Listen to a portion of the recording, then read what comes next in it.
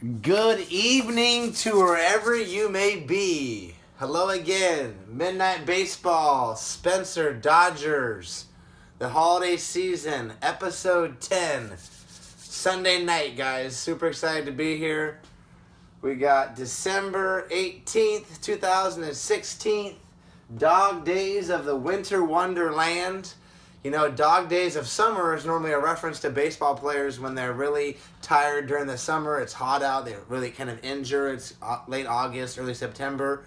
But for the fans, it's kind of the middle of the winter, right? Because we don't have baseball. We're forced to watch bad college football bowl games, basketball games we do care nothing about. And we just hoping for the smell of fresh cut grass, blue skies, warm weather, and just looking for baseball. So us as fans are just hurting, wishing we could get out there and play more ball. Congratulations to people in California and Texas and Florida where you young men and women are being able to go outside and play more baseball.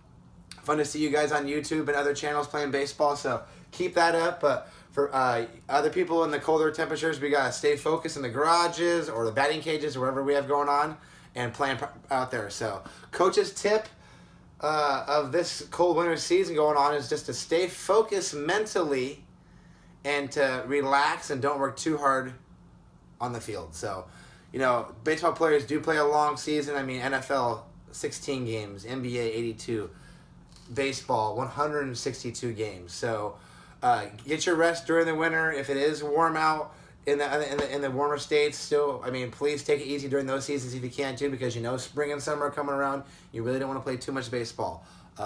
You love baseball. We want baseball every day, but we can't play too much. You got to listen to your body, okay? So, trivia from last week. What do we got going on? Who was the last 40-40 player? 40 stolen bases and 40 home runs in one season. 1, 2, 3.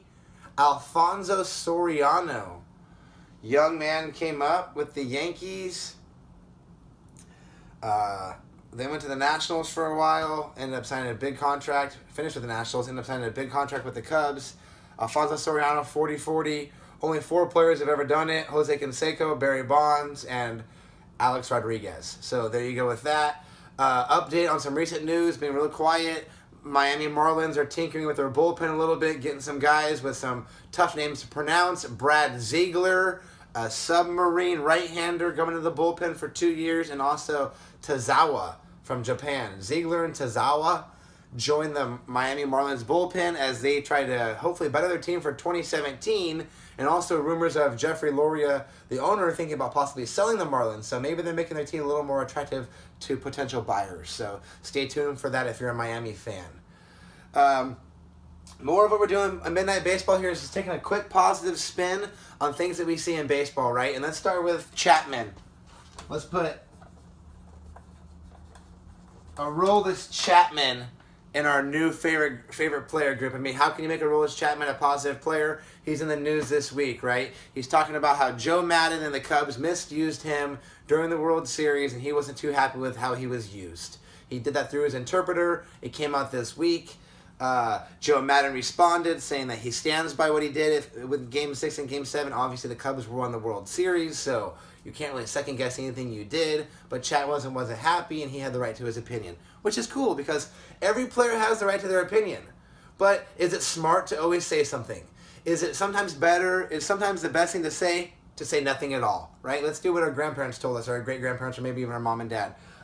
Sometimes with Chapman is the positive thing is on this campus, don't say anything at all. Because what you essentially are doing is, if you're ripping Joe Madden, the Cubs organization, when you exit, which a lot of players do when they happen to leave teams, they want to kind of badmouth the position they were in, is that you're getting bulletin board material for the Cubs going forward. And who just won the World Series? The Chicago Cubs. Who is going to be one of the hardest teams, who's going to be one of the best teams moving forward the next couple of years? The Chicago Cubs. So if the New York Yankees would like to win a World Series during the next 5 years of Aroldis Chapman's contract, which he just signed for, I believe, $85 million, don't say anything bad about the Cubs. That's going to motivate them to play harder if you happen to face them in the World Series.